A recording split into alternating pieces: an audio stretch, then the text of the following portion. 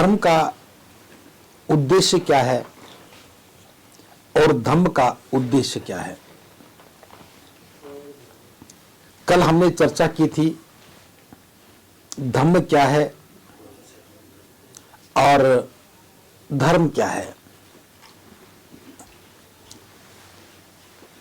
तब इस बात पर विस्तार से चर्चा हुई कि जो अवधारणाएं हैं, मन में जो अवधारणाएं बन गई, जिनके प्रति हमारा विश्वास है, उस विश्वास का नाम ही धर्म है। लेकिन धम्म एक मार्ग है जिस पर चलने से हमारा कल्याण होता है। यह दो लोगों के बीच में आपसी संबंध का नाम है और इसका आधार सदाचरण है, अच्छा आचरण है। तो इसी विषय को आगे बढ़ाते हुए आज हम चर्चा कर रहे हैं कि धर्म का उद्देश्य क्या है और धम्म का उद्देश्य क्या है। जब हम इस बात को जानेंगे तब हम ठीक से समझ पाएंगे कि धम्म और धर्म दोनों भिन्न कैसे हैं, क्योंकि दोनों का मकसद ही अलग है। अधिकांश लोग कई बार ऐसा जिक्र करते हैं कि ये बौद्ध धर्म है। जब हम बौद्ध धर्म की बात करते हैं तब हम बुद्ध के जो मूल सिद्धांत हैं या धम्म की जो मूल संरचना है, हम उससे भटक जाते हैं और विषय से हम दूर हट जाते हैं। क्योंकि जब हम धम्म को धर्म ही कहेंगे तो फिर मन की धारणाओं पर आकर के टिक जाएंगे। तो इस विषय को समझने के लिए हम बुद्ध के द्वारा जो कही हुई देशना है, उनके द्वारा दिए हुए सूत्र हैं, उन पर ही हम चर्चा करेंगे। एक बार तथागत मल्लों के प्रदेश में अनुपीय बुद्ध विहार में ठहरे हुए थे। तो भिक्षाटन के लिए निकले तो सोचा कि अभी समय जल्दी है, थोड़ा मुझे किसी से मिलना चाहिए। तो वहां भग नाम का एक परिव्राजक था। परिव्राजक का अर्थ है कि जिसने घर बार का त्याग करके जो ध्यान साधना या यूं कहें ज्ञान की साधना में लगा हुआ है, वो परिव्राजक है। घर त्याग करके जो शिक्षा दीक्षा के कार्य में लग जाता है, वो परिव्राजक होता है। तो भग नाम का एक परिव्राजक था, उसका अपना विहार था। तो महाकारुणिक बुद्ध उसके पास मिलने के लिए चले गए। तो वार्तालाप में उस परिव्राजक ने जिक्र किया कि ये तथागत, मेरे पास सुनखत नाम का एक लिच्छवी है, वह आया था और उसने कहा कि अब मैं तथागत का शिष्य नहीं हूं, अब तथागत मेरे आचार्य नहीं है, मैंने उनका शिष्य तो त्याग दिया है। हे तथागत, क्या यह बात सच है? सुनखत ने आपका शिष्य तो छोड़ दिया है। बुद्ध कहते हैं, भागव, ये बात बिल्कुल सही है। सुनखत मेरा शिष्य नहीं है। अभी कुछ दिन पहले सुनखत मेरे पास आया और उसने मुझसे कहा कि तथागत, अब मैं आपका शिष्य नहीं रहूंगा, क्योंकि आपने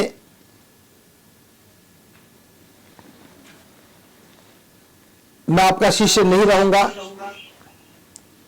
अब मैंने आपका जो शिष्यत्व को त्याग दिया है।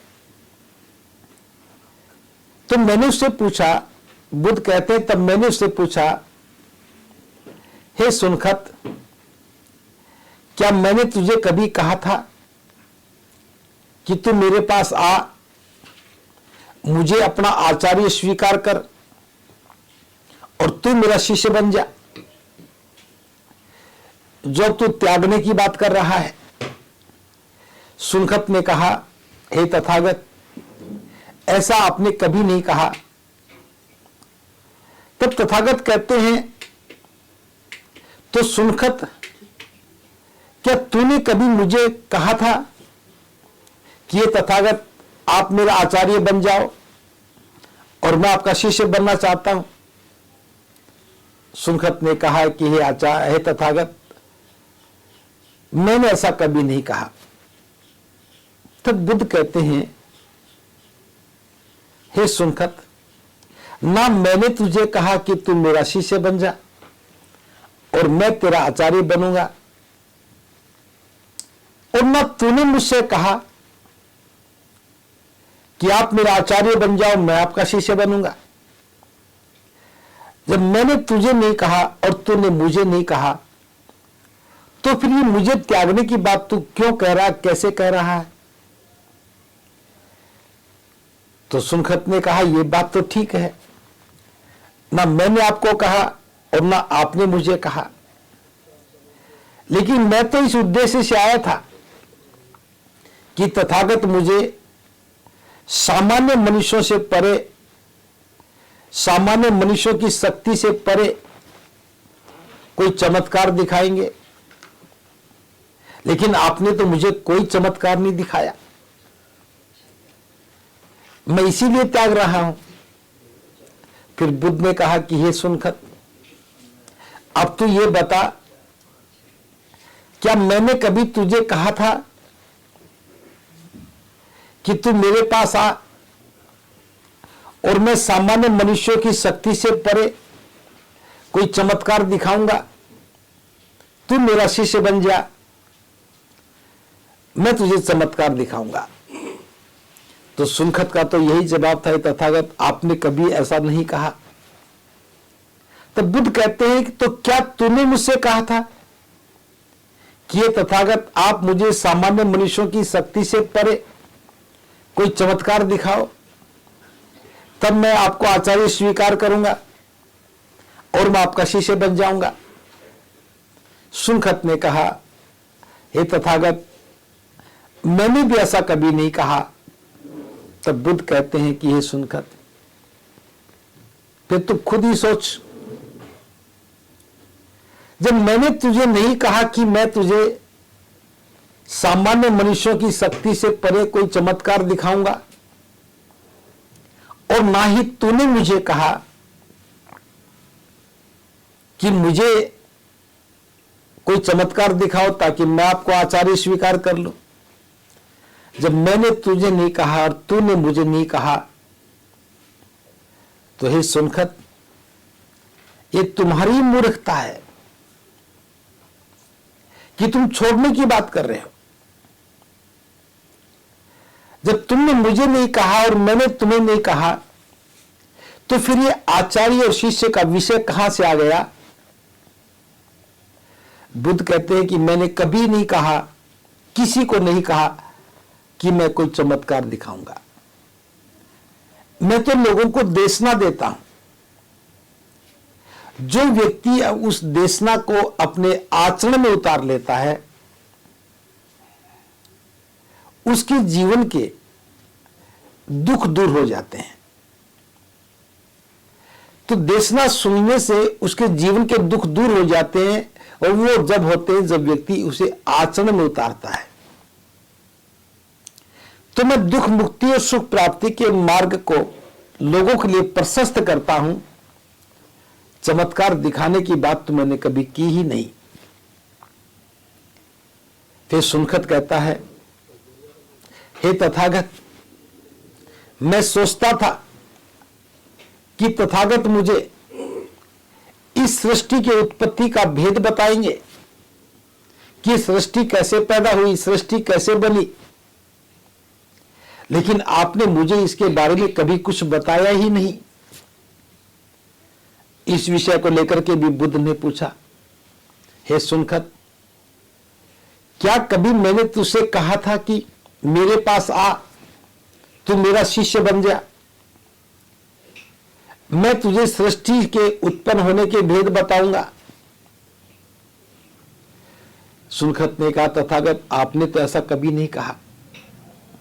तो फिर क्या तूने मुझसे पूछा था कि ये तथागत आप मुझे सृष्टि की उत्पत्ति के भेद बताओगे तो मैं आपका शिष्य बन जाऊंगा, आपको आचार्य स्वीकार करूंगा। तब सुनखत ने भी यही कहा कि तथागत मैंने तो ऐसा कभी भी नहीं कहा। तो बुद्ध कहते हैं कि सुनखत, क्या ये तेरी मूर्खता नहीं है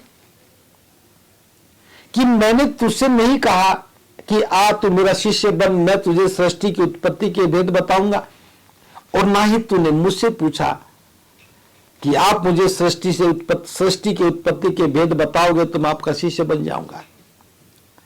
तो फिर ये सारी बातें किस आधार पर कह रहा है कि तू तथागत का त्याग कर रहा है, अब तथागत का शिष्य नहीं है, तथागत तेरे आचार्य नहीं है। बुद्ध कहते हैं कि सुनकर मैं जो धर्म की देशना देता हूं, उन देशनाओं को जो व्यवहार में उतारता है वह सदाचरण के मार्ग पर चलता है, उसका आचरण श्रेष्ठ हो जाता है, उसका जीवन सुखी हो जाता है। मेरे धर्म का उद्देश्य कुछ चमत्कार दिखाना नहीं है, मेरे धर्म का उद्देश्य सृष्टि की उत्पत्ति की बात करना नहीं है। तथागत ने इस विषय पर कभी कोई बात ही नहीं रखी है, क्योंकि इन विषयों का जीवन के निर्माण से कोई संबंध नहीं है। अब जो सुनखत की और तथागत की जो वार्तालाप हो रही है, इस वार्तालाप से एक बात स्पष्ट हो रही है, धर्म में और धन में एक बुनियादी अंतर हो गया। जहां भी कोई धर्म की बात करता है वह सबसे पहले यही पूछता है कि सृष्टि कैसे बनी, इस सृष्टि का विकास कैसे हुआ, मृत्यु कैसे हो जाती है, मरने के बाद व्यक्ति कहां जाता है, कोई चमत्कार की घटना हो जाए तो उस घटना को लेकर के उस व्यक्ति को महिमा मंडित किया जाता है।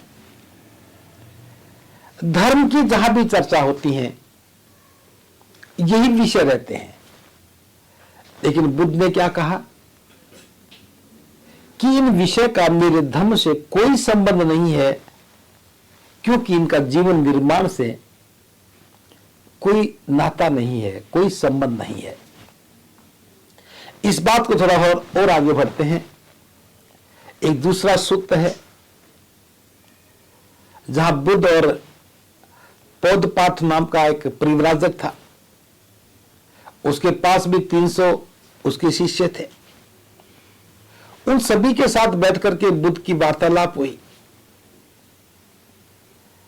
तो पौधपाठ ने भी बुद्ध से पूछा, हे तथागत, क्या ये संसार अनंत है? क्या ये संसार शाश्वत है? क्या ये संसार असीमित है? क्या ये ससीम है? क्या ये संसार में आत्मा और शरीर का कोई संबंध है? आत्मा शरीर के साथ ही रहती है या शरीर से भिन्न भी रहती है? क्या जिस व्यक्ति ने सत्य को खोज लिया है,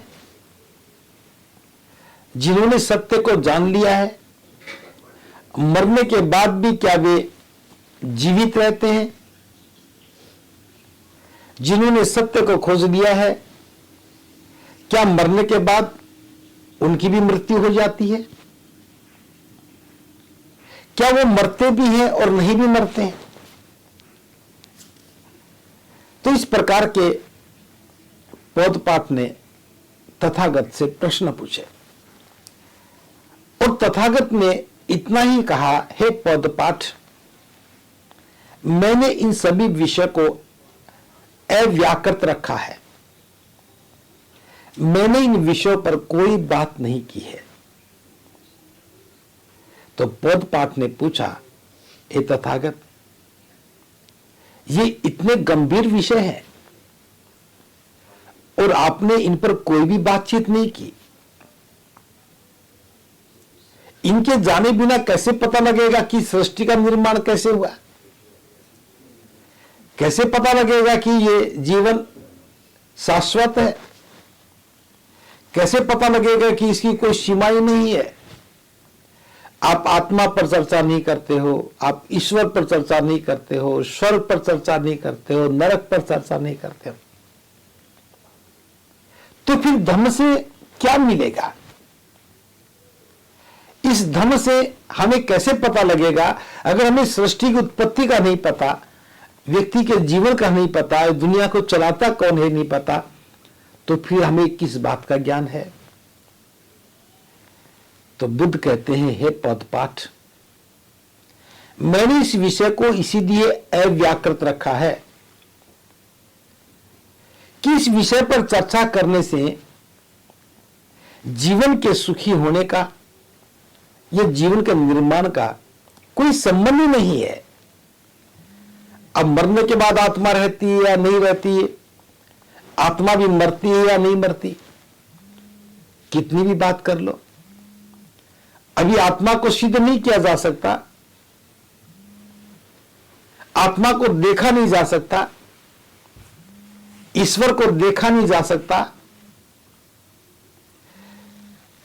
जो चीजें मालूम नहीं है उनके बारे में चर्चा करने से समय की बर्बादी होती है और ऊर्जा भी व्यर्थ होती है और अनावश्यक रूप से गलत विश्वास भी पैदा होने लगते हैं। बुद्ध कहते हैं, मेरा धर्म का जो उद्देश्य है वो मानव का कल्याण करना है। मैं 4 श्रेष्ठ सत्य की देशना देता हूं। 4 श्रेष्ठ सत्य क्या है, जिसे हम 4 नोबल ट्रूथ बोलते हैं। पहला सत्य तो यह है कि मनुष्य की समझ में आ जाए कि जीवन में दुख है,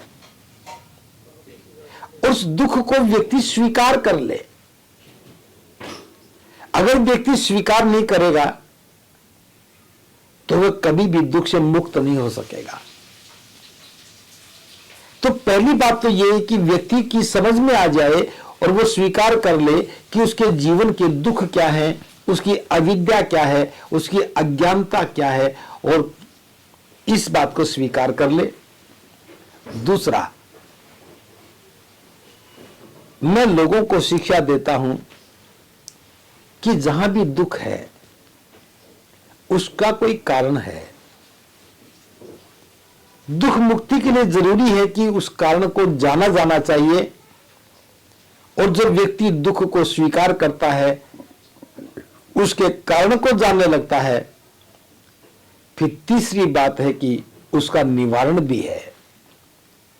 यानी कि जो भी कारण है उसका निवारण है। और इसके साथ चौथी बात है वो ये कि इसके लिए एक मार्ग है। तो मैं 4 श्रेष्ठ सत्य का सहारा लेकर के लोगों को दुख मुक्ति का मार्ग बताता हूं, सुख प्राप्ति का मार्ग बताता हूं। तो मेरी सारी जो देशनाएं हैं उनका उद्देश्य ही मानवता का कल्याण करना है, इंसान का भला करना है। मैं व्यर्थ की जो परेशानियां हैं, उलझने हैं, उसमें व्यक्ति को उलझाना नहीं चाहता। तो यहां एक विषय बहुत स्पष्ट हो गया। बुद्ध कहते हैं कि जो आपने पूछा है, पोतपाठ को कहा कि ईश्वर है या नहीं है, ये शाश्वत है या नहीं है, असीम है या ससीम है, आत्मा का क्या होता है, मरती है नहीं मरती। बुद्ध कहते हैं कि इन पर चर्चा करने से क्या किसी व्यक्ति के मन के विकार दूर होते हैं? क्या किसी व्यक्ति के मन का डर खत्म होता है? क्या उसकी अविद्या का नाश होता है? क्या उसके मन में शांति का प्रवेश होता है? क्या वो इस पर चर्चा करके निब्बान का द्वार खोल सकता है? क्या वो अपनी प्रज्ञा में वृद्धि कर सकता है? क्या वो शील संपन्न हो सकता है? पोध पाठ ने हर विषय पर ना में उत्तर दिया, हे तथागत, इनसे तो नहीं होता है।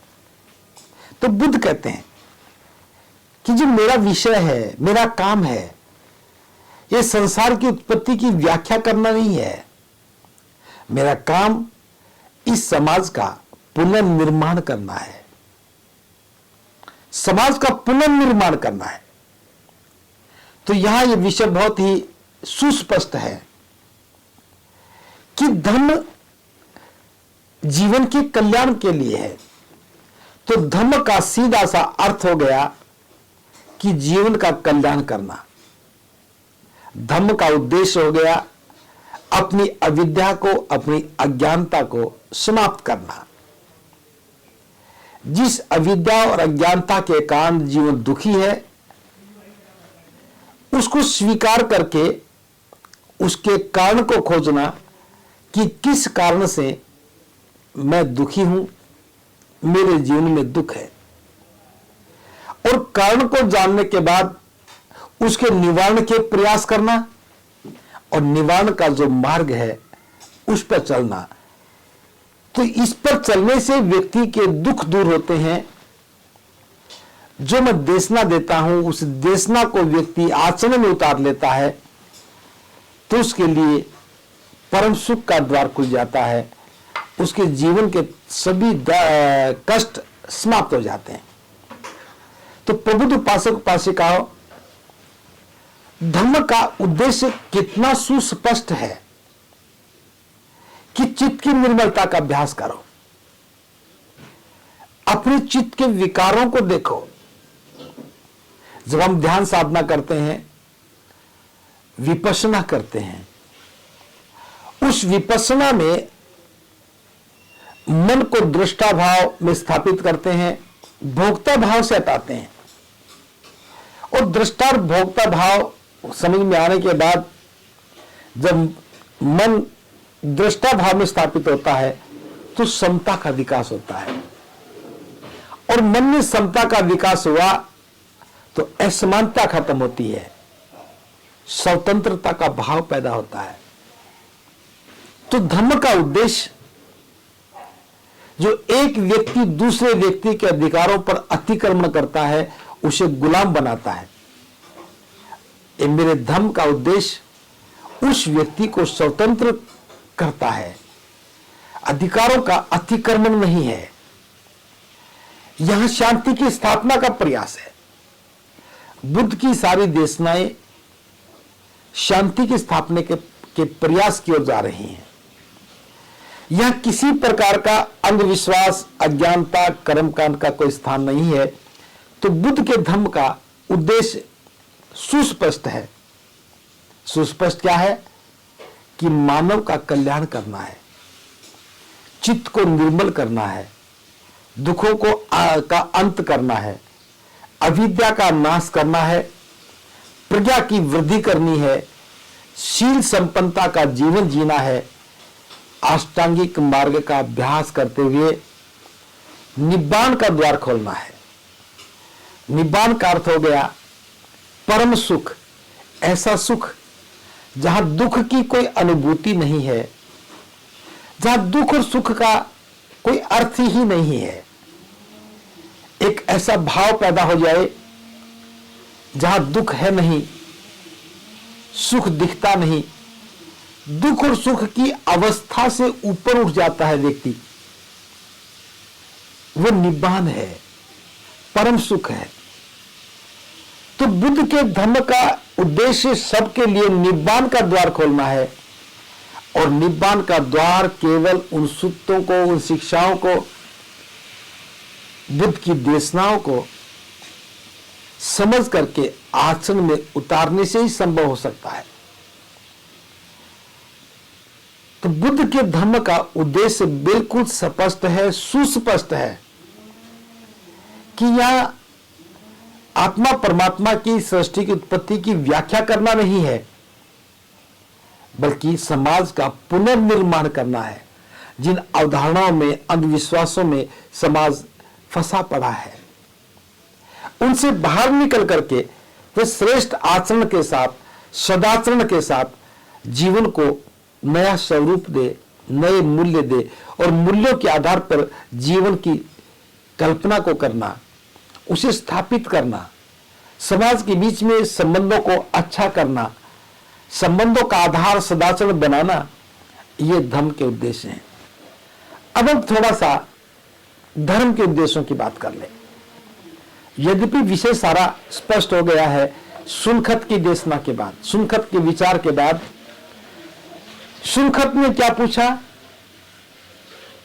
सुनखत ने यही पूछा कि तथागत ने मुझे चमत्कार नहीं दिखाए। और मैं आपको बताना चाहता हूं, बुद्ध ने भिक्षुओं को कहा कि भिक्षुओं, कभी कोई चमत्कार की बात मत करना, कोई चमत्कार दिखाना भी नहीं, जादू टोने की बात मत करना, जादू टोना करना भी नहीं, कि जहां से अंधविश्वास पैदा होता है, जो अज्ञानता की ओर लेके जाता है, व्यक्ति को भ्रमित बनाता है। चमत्कार क्या है? चमत्कार एक अज्ञात शक्ति के द्वारा एक ऐसी घटना को अंजाम देना है जो मानव की संभावनाओं में नहीं है, जो इंसान की संभावनाओं में नहीं है, हम उसे चमत्कार कहते हैं। बुद्ध का धर्म विज्ञान पर आधारित है, उसे सत्य सिद्ध किया जा सकता है, उसे जाना जा सकता है, उसे परखा जा सकता है, उसे समझा जा सकता है। लेकिन चमत्कार को ना तो जाना जा सकता है, ना सत्य सिद्ध किया जा सकता है, ना उसे समझा जा सकता है। तो धर्म की बात बिल्कुल अलग है और धर्म विशुद्ध रूप से अलग है।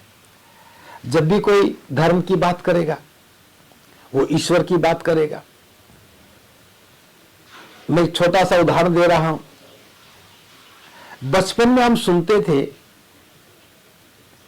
और मानते भी थे कि ये पृथ्वी जो है, ये गाय के सींग पर टिकी है, और जब गाय अपना सींग बदलती है तब यहां भूकंप आते हैं। और ये बात हवा में नहीं थी।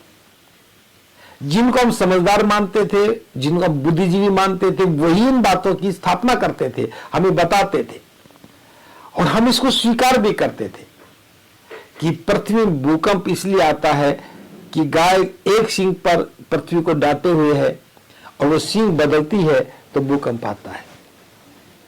कभी मन में भाव भी पैदा नहीं हुआ कि पृथ्वी तो गाय के सींग पर टिकी है, लेकिन गाय किस पर खड़ी है,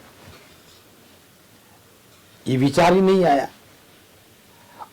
और हमारे मन की बात नहीं थी ये, सभी लोग इसको मानते थे। बुद्ध ने कभी नहीं कहा कि किसी के सींग पर धरती टिकी है। तो यहां धर्म की बात है। धर्म की बात जब हम करते हैं, उन बातों में कोई कसौटी नहीं होती, उन बातों में कल्पना होती है, और कल्पना का कोई सिर पैर नहीं होता। लेकिन धर्म में कोई कल्पना नहीं है। बुद्ध की किसी भी देशना में किसी कल्पना का कोई सहारा नहीं है। वो तथ्यात्मक है, वो ठीक ढंग से व्याख्यात है, व्याख्या की गई है। अब भूकंप क्यों आते हैं? अब धारणा बन गई। विज्ञान जो बोल रहा है वो वैज्ञानिक बात है, लेकिन धारणा में विज्ञान नहीं था। इसलिए सुनखत भी चमत्कार की बात पूछ रहा है। पृथ्वी कैसे बनी, इंसान कैसे बना।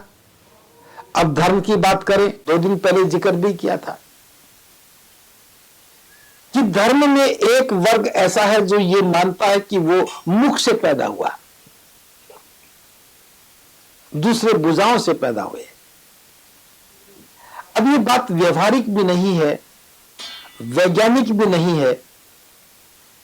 जब व्यवहारिक भी नहीं है, वैज्ञानिक भी नहीं है, तो केवल उसे मानना है।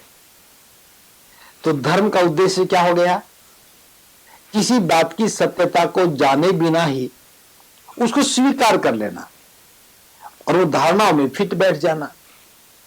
तो धर्म का उद्देश्य केवल व्यक्ति के मन में धारणाओं को स्थापित करना है, उसमें समझ विकसित करना नहीं है। जबकि धर्म का उद्देश्य मन में धारणा बनाना नहीं है, धर्म का उद्देश्य धारणाओं को तोड़ना है और उसमें एक चिंतन को पैदा करना है ताकि वो समझ सके। धर्म समझ पैदा नहीं करता, धर्म आस्था विश्वास की बात करता है, लेकिन धर्म बिना जाने मानने के लिए कभी नहीं कहता है। धर्म कहता है जिसे मानना है पर उसे जान लो, जिस पर विश्वास करना है पहले उसे ठीक से तोल लो, उसको टेस्ट कर लो, काल और परिस्थितियों पर जांच लो। अगर जांच में खरी उतरे तो उसे स्वीकार कर लो।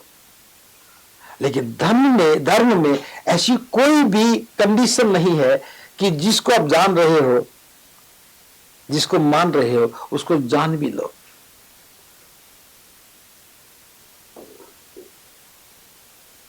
एक कोई सन्यासी था, लोगों को बड़ा भ्रमित करता था, तरह तरह के सवाल पूछता था, लोग निरुत्तर हो जाते थे। अज्ञानता में आप जितना भी पूछोगे लोग निरुत्तर ही तो होंगे। तो सन्यासी ने एक मोमबत्ती जला रखी थी, बहुत सारे लोग खड़े थे, पूछने लगा, बताओ ये प्रकाश कहां से आया? ये जो मोमबत्ती जल रही है ये प्रकाश कहां से आया?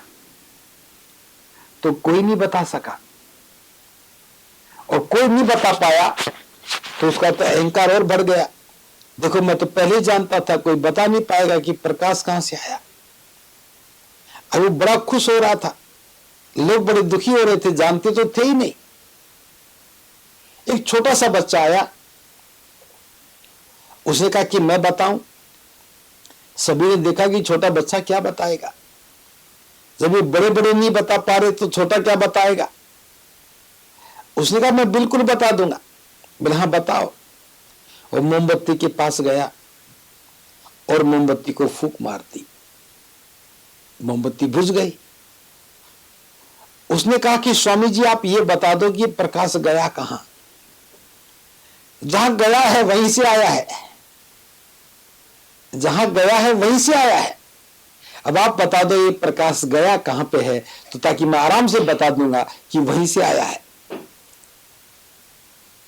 अब पहली बात में प्रश्न तो वो विज्ञान का पूछ रहा है, लेकिन बात भ्रमित करने की है। उस छोटे बच्चे में समझ पैदा थी, उसने प्रश्न का उत्तर भले ही ना दिया हो, लेकिन जिसने प्रश्न पूछा था उसी को उलझा दिया। तो धर्म एक उलझन तो पैदा करता है लेकिन सुलझाता नहीं है।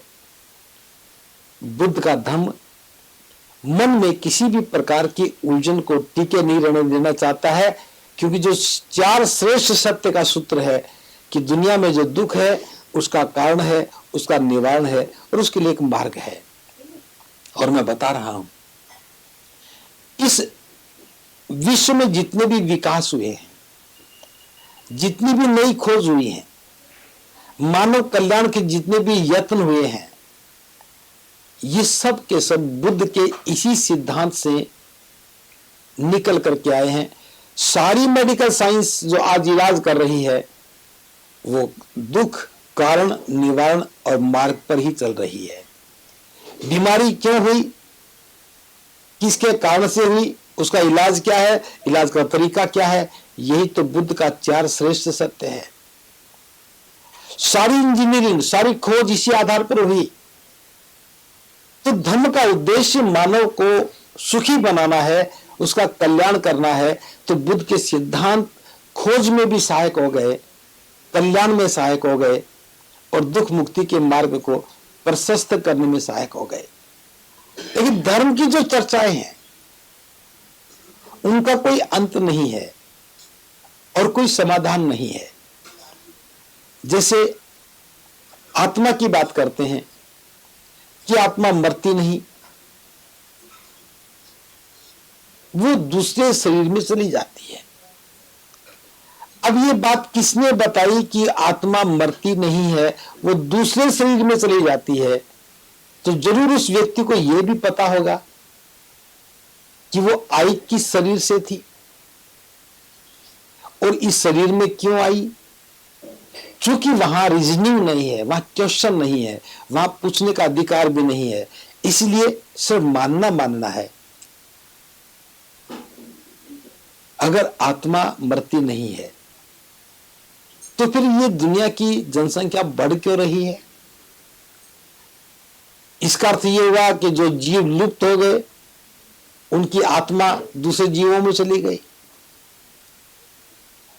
तो पॉपुलेशन तो नहीं बढ़नी चाहिए थी, सारे जीव जंतुओं की संख्या तो उतनी रहनी चाहिए थी, लेकिन जनसंख्या बढ़ रही है, मनुष्यों की जनसंख्या बढ़ रही है, इसका आत्मा से कोई लेना देना नहीं है। तो धर्म जहां उलझन पैदा करता है, धर्म वहां व्यक्ति को सुलझाता है। धर्म सुस्पष्ट है और धर्म उलझन है। धर्म के पास समाधान नहीं है। जैसे किसी ने कहा कि मैं दुखी हूं, मैं गरीब हूं, तो धर्म क्या कहेगा कि तुम्हारे पिछले जन्मों का फल है, और धर्म क्या कहेगा तुम्हारे जीवन का तरीका ठीक नहीं है। ये दोनों में एक बुनियादी अंतर हो गया। अब व्यक्ति को पता लग जाए कि मेरे जीवन के जो तौर तरीके हैं उनकी कमी के कारण मैं कर्जदार हूं, मैं गरीब हूं, तो वो अपनी अवस्था को बदल सकता है, क्योंकि कारण पता लग गया, अवस्था बदल गई, गरीबी से आदमी समृद्धि की ओर आ गया। ये धर्म का उद्देश्य है। लेकिन धर्म में तो यही कहा जाएगा कि तेरी गरीबी पिछले कर्मों की है, पिछले जन्म में जो कर्म किए थे वो तेरी गरीबी है। अब पिछले कर्म में जीवन में क्या कर्म किए थे उसका लेखा जोखा तो है नहीं, उनको दूर करने का कोई प्रावधान नहीं है। अगले जन्म में क्या बनूंगा इसकी कोई चर्चा नहीं है, इसका कोई उत्तर भी नहीं है। तो धर्म के उद्देश्य में समाधान नहीं है, लेकिन धर्म के उद्देश्य में पूरी तरह से समाधान है। तो इस बात को हमें ठीक से समझना चाहिए। जो सुनखत के साथ वार्तालाप हुई, जो पौध पाठ के साथ वार्तालाप हुई, बुद्ध ने इन दो सूत्र में ये बिल्कुल सुस्पष्ट कर दिया कि जो धर्म का उद्देश्य है और धर्म का उद्देश्य है, दोनों में कोई समानता नहीं है। धर्म किसी भी प्रश्न का उत्तर देता नहीं है, उसको बस ये बता करके कि ये होता है बस मान लिया जाए।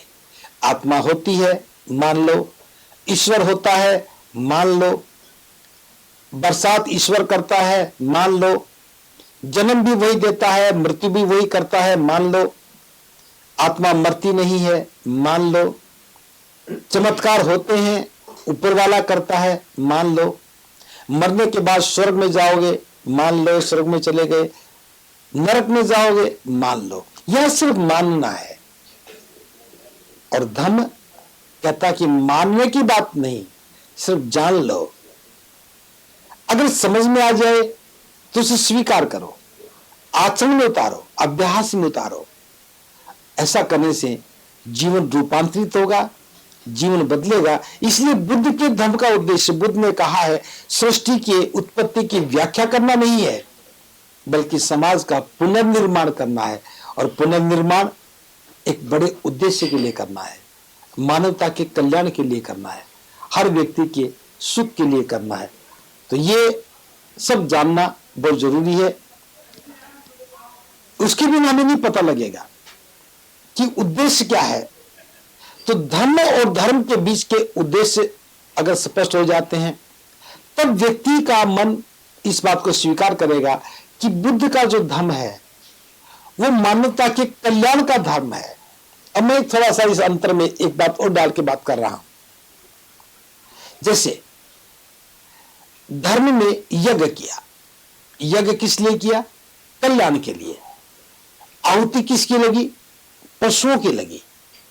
गर्दन पशुओं की कटी, हजारों पशुओं को मारने के बाद, यज्ञ में आहुति देने के बाद किसको स्वर्ग मिला, किसको क्या मिला, ये सब निश्चित नहीं है, किसी को पता नहीं है। बस मन में खुश हो गए कि मैंने बड़ा यज्ञ किया, मैंने आहुति दी।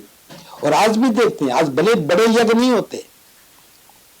हिमाचल प्रदेश में विशेष रूप से अगर हम यहां जाते हैं जम्मू में, तो जम्मू में आज भी मैंने बलियों को होते देखा है। हिमाचल प्रदेश में विशेष अवसरों पर सैकड़ों पशुओं की बलि दी जाती है, ये आज भी हो रहा है। अगर नेपाल में जाओगे तो हजारों पशुओं की बलि दी जाती है, ये आज भी हो रहा है। अब किसी की बलि देना क्या किसी के लिए कल्याणकारी हो सकता है?